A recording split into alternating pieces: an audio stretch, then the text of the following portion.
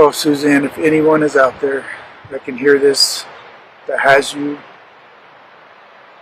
please, we'll do whatever it takes to bring you back. We love you, we miss you, your girls need you. No questions asked. However much they want, I will do whatever it takes to get you back. Honey, I love you, and I want you back so bad. Well, many of you wondered if this day would ever come. Barry Morphew has been re-indicted for murder.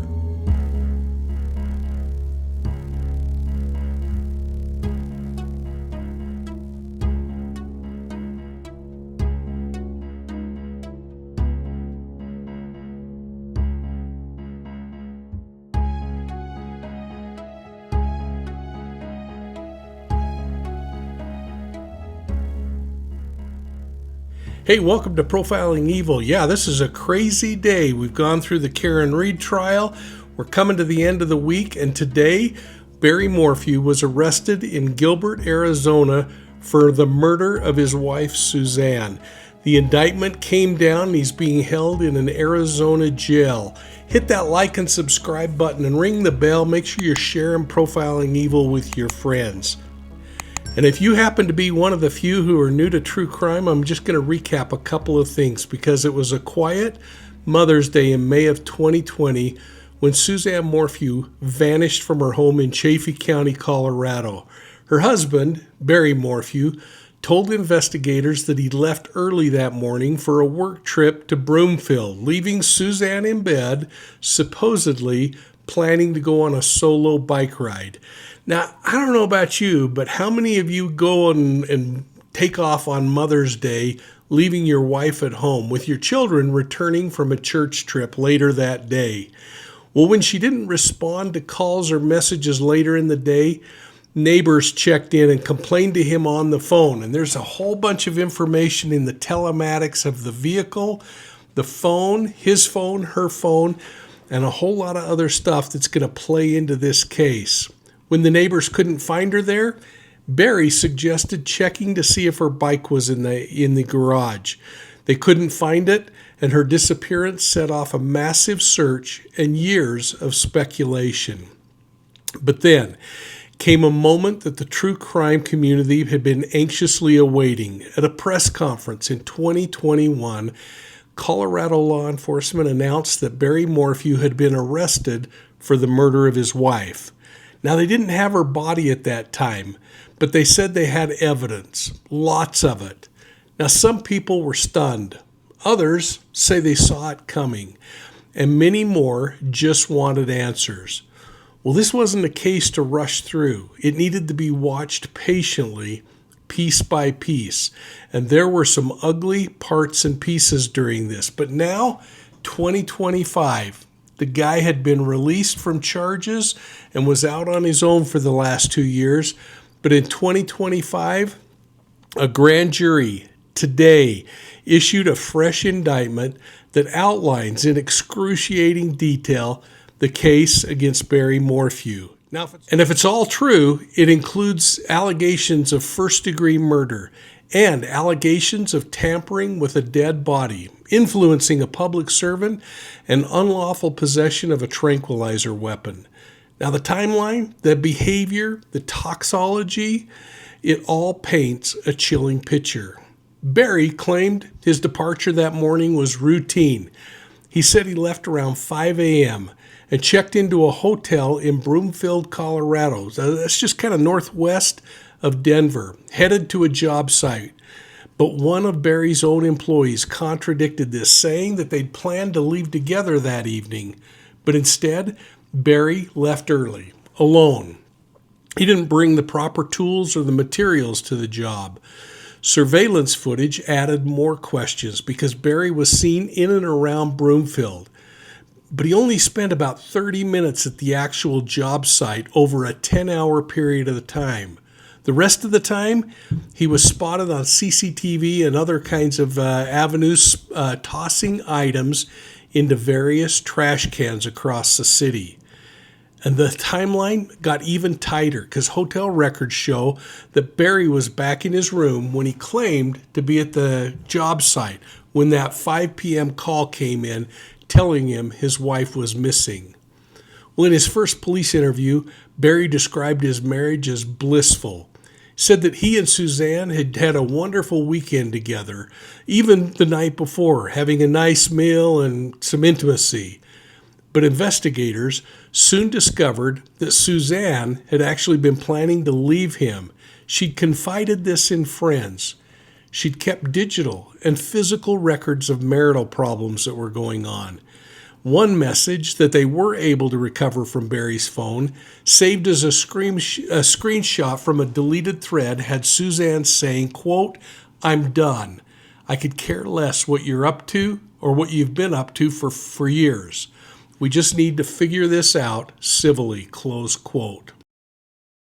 Well, that message was sent during a window of time when Suzanne and Barry were alone. Their daughters were away on a little church trip, leaving the couple at the house through that date.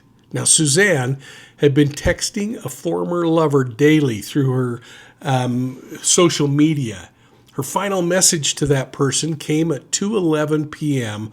on May 9th. Barry returned about 30 minutes later, and this was the last time anyone heard from Suzanne Morphew. Now, the police searched the house. No signs of break-in, no evidence of an intruder, but they still took DNA swabs. They found mixtures that matched what you'd expect in a shared home, nothing pointing to a stranger. Now, investigators also found a dart rifle located in a gun safe, along with tranquilizer darts, capped hypodermic needles, and men's shorts in the dryer, and a cover to one of those needles. Those shorts in the dryer, the same ones that Barry was seen wearing when he came to look for Suzanne after returning from Denver. Well, here's where science got unnerving, because Suzanne's digital footprint stopped entirely after that last message at 2:11. She had no communication at all with anybody after May 9th. Now, witnesses noted that this was completely out of character for her, which goes against some of those ideas that Barry had initially of what might have happened to her. And you can go back and watch grundles of my videos on this case from early on. Now, Barry's phone, meanwhile, also went dark. It was shut off just minutes after he got home, according to the affidavit. And it was turned back on around 10:17 p.m. that night, and went off again, and then went on again in the morning at 4:32 a.m., just before he supposedly hit the road. And his truck telematics? Well, that data showed a suspicious gap from 3:49 a.m. to 8:10 a.m.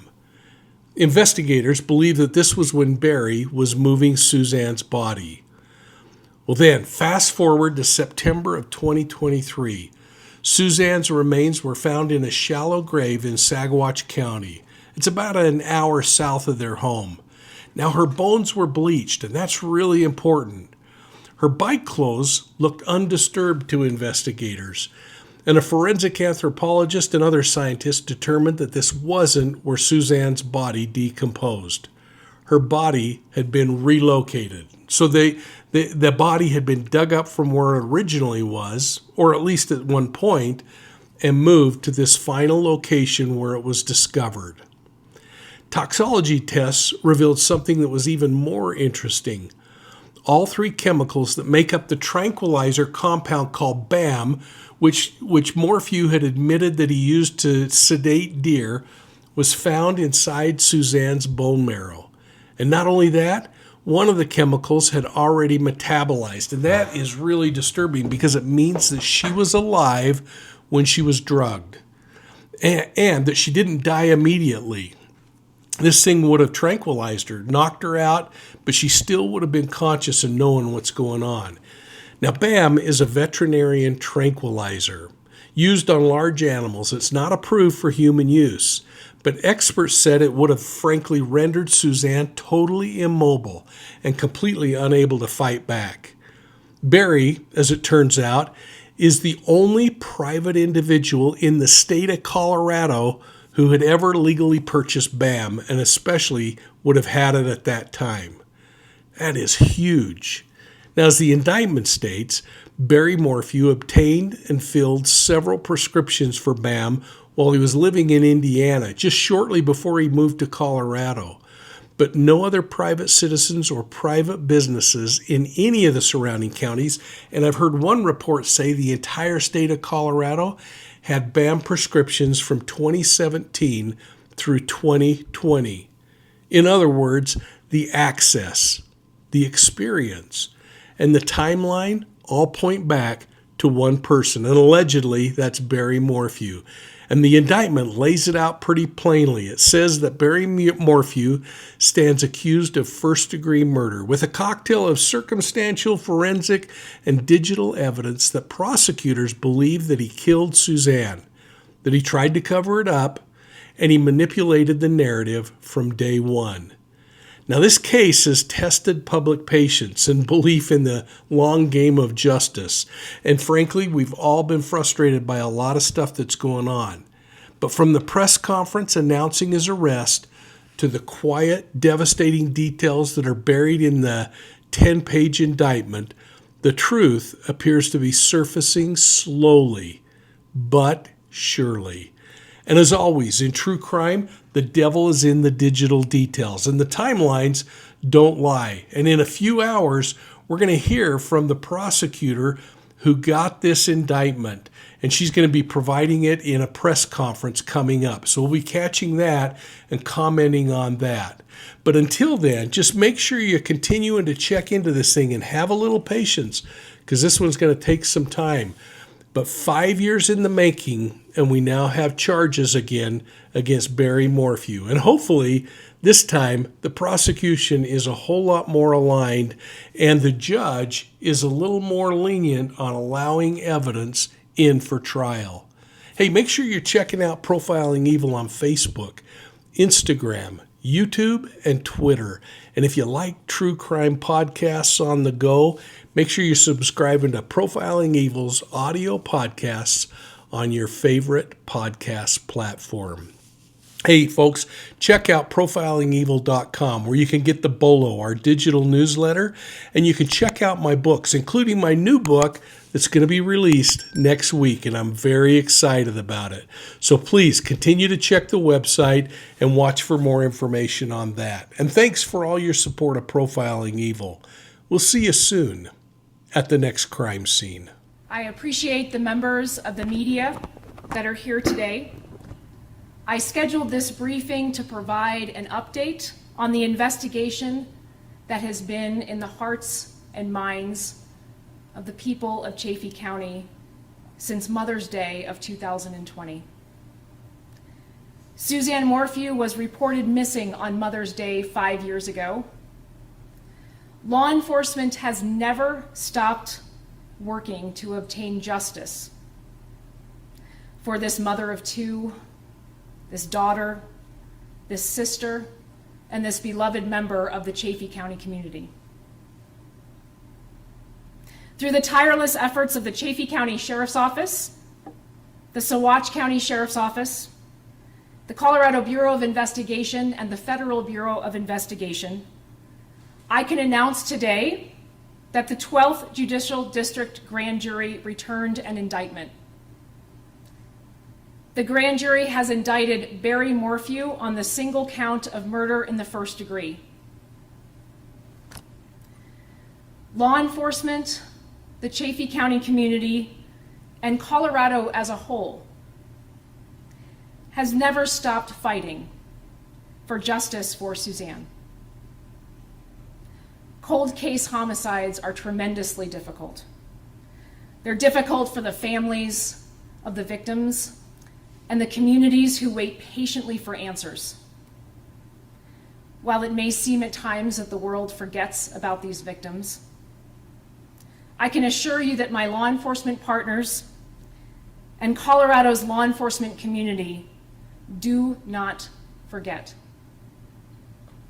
Every unsolved murder is a tragedy, and we must never give up on our efforts to find answers in these cases. My office will be prosecuting the indictment as Suzanne's remains were found in Saguache County, which is a county within my jurisdiction, the 12th Judicial District. I am extremely appreciative of Michael Doherty, who is the elected district attorney in Boulder County. He has consistently committed material resources to small rural DA's offices like mine to assist in the sometimes Herculean efforts to bring justice for victims in rural areas of our state. His commitment to rural Colorado he's continued his commitment with this case. He's provided me with the assistance of a chief deputy in the Boulder County District Attorney's Office to assist me with the investigation and the prosecution.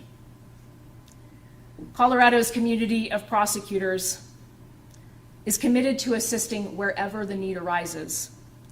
In addition to Mr. Doherty's assistance, District Attorney John Walsh of the Denver District Attorney's Office has committed to providing me with appellate guidance during the case proceedings. So today I have with me Chaffee County Sheriff Andy Rorick. I stand united with Sheriff Rorick and Under Sheriff Alex Walker.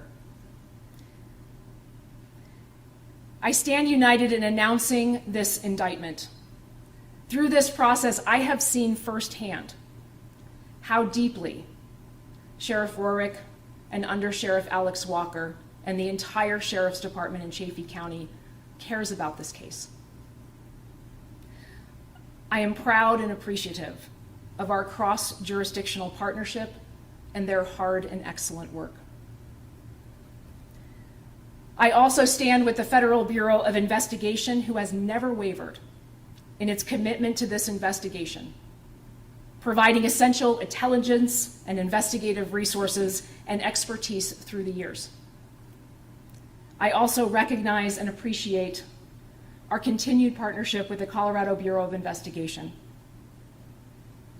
The Colorado Bureau of Investigation has done incredible work, and their CBI agents and analysts have worked very, very hard to advance the goal of finding answers in this investigation. Here representing the CBI is Agent in Charge Chris Adams with CBI's Pueblo office. I also stand with Saguache County Sheriff Dan Warwick, who is here with me as well. He and his office immediately answered the call to action when Suzanne's remains were found in the county he represents. Sheriff Warwick and his deputies are an essential part of this team, responding to the recovery of Suzanne's remains with the highest level of dignity and professionalism. I also want to continue to recognize what I have come to expect in my years as a prosecutor, and that is multi-jurisdictional and multi-state cooperation and partnership. I want to recognize the Arizona Department of Public Safety, who immediately responded to our team's request for assistance in locating and arresting Barry Morphew in the Phoenix area. Mr. Morphew will be held by Arizona authorities pending extradition proceedings in that state. And upon conclusion of those proceedings, Mr. Morphew will be transported to Alamosa County to stand trial on the indictment. This indictment has been unsealed upon the arrest of Mr. Morphew. I asked for this briefing to provide you with an update and provide information to the community. Me and my team recognize the importance of being laser focused on the prosecution and to speak with one voice. And so for that reason, all of the agencies that have been involved in getting us to this place, as well as the prosecutors that have been willing to assist me in this investigation and prosecution, they have all been instructed to send any media requests to my office, and so that's what I'd ask of you. In an effort to be transparent, I'd like to thank the the Office of the Judicial District in this district for making the indictment immediately available, and so you can get a copy of that indictment on the State Judicial's website. It is linked on a page labeled Cases of Interest, and it's under Alamosa. Barry Morphew is presumed innocent in this case, and that presumption remains with him unless and until he is convicted at trial. And so once again, thank you for allowing me to provide an update to the community on this very important case. And I can take a couple of questions if you have them. Yes, sir. What was Barry doing in the Phoenix area? And thank you for the question. The question was, what was Barry doing in the Phoenix area? I appreciate the question, and that information was still being gathered. We have been working very, very hard to make sure that we run down anything we can with respect to this investigation, and our law enforcement officers will certainly be following that. Yes, sir. In the indictment, you noted a pharmacology expert testified that BAM would render the recipient unable to resist any constrictions to the recipient's ability to breathe. Do you believe the dosage of BAM was so great it killed her, or that she was so incapacitated she was strangled or something? And thank you for that question. I am looking forward to having our team present all of those facts in a court of law.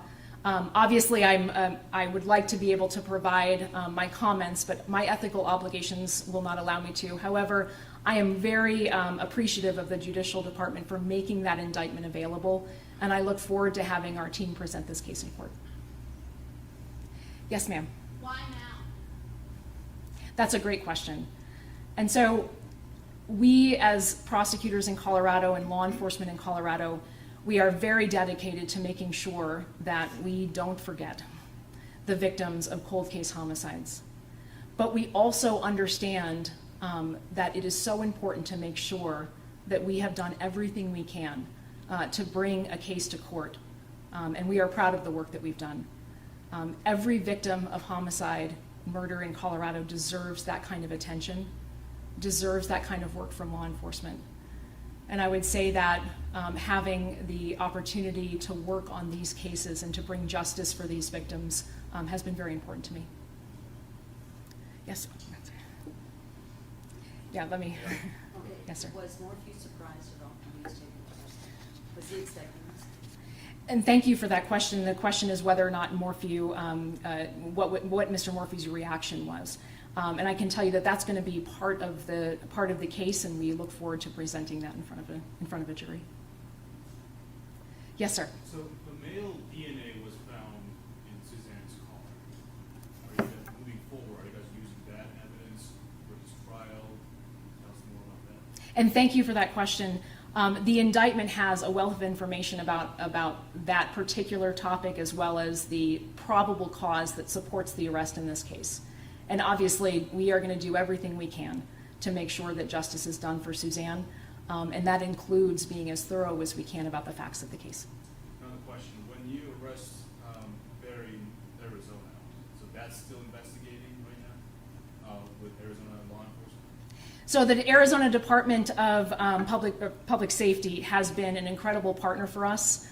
They organized immediately when we asked them to respond when we received the indictment. So I very much want to thank the Arizona Department of Safety. What about you, sir? What will be the biggest difference between the prosecution of this case and the time versus back in 2021? And the question is, what would be the difference between the prosecution of this case and other prosecutions? You know, justice for cold case homicide victims remains a priority in the state of Colorado, both for prosecutors and for law enforcement.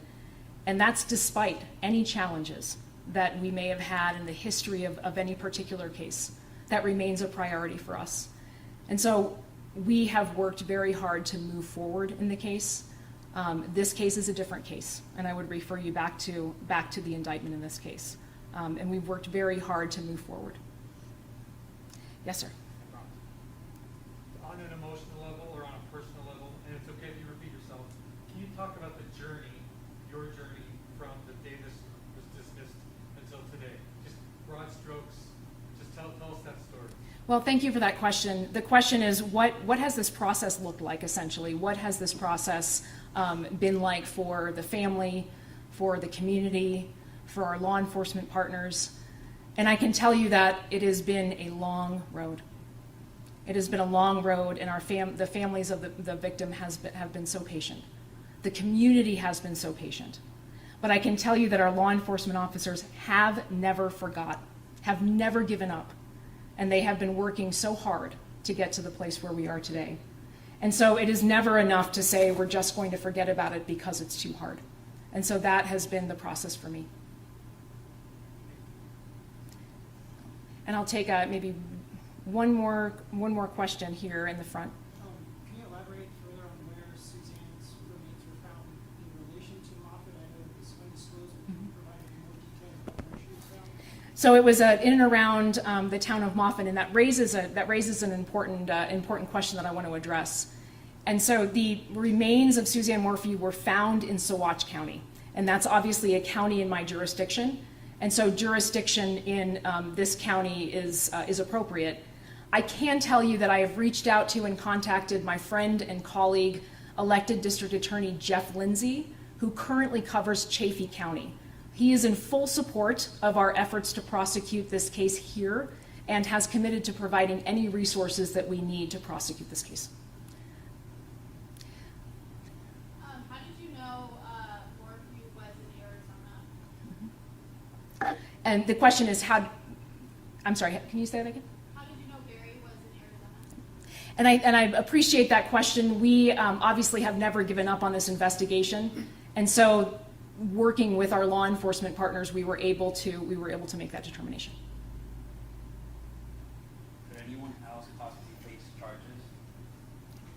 So right now we have the indictment in front of us, and we're committed to working hard to get that done. So, and this will be the last question. Thank you so much. Just one last question.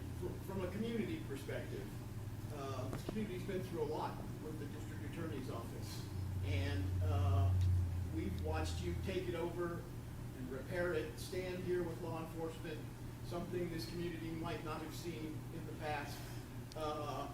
We've watched you build a staff. Now we're at the point where we've got all kinds of television cameras here because you've done what you've done in this particular case. Speak to what kind of satisfaction you have gotten here, and is the job done with your staff, and can you now move forward? Well, and thank you. The question relates to the status of our district attorney's office and how where we've been in the last 3 years. And thank you for the question.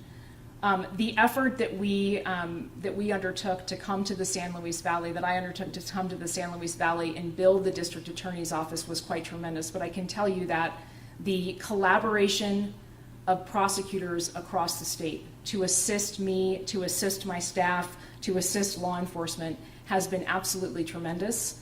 It is a testament to how strong our law enforcement community is and how united the prosecutors in the state of Colorado are. And so assisting me in building the office in the San Luis Valley, that is a testament to the assistance that I've received across the state. So thank you for the question. Thank you for what you've done. One last question, and when do you expect Barry Morphew to show up in court? Thank you. So he's currently being held by the authorities in Arizona. He will go through a process of extradition, and when that process concludes, he will be then transported back to him. So thank you so much.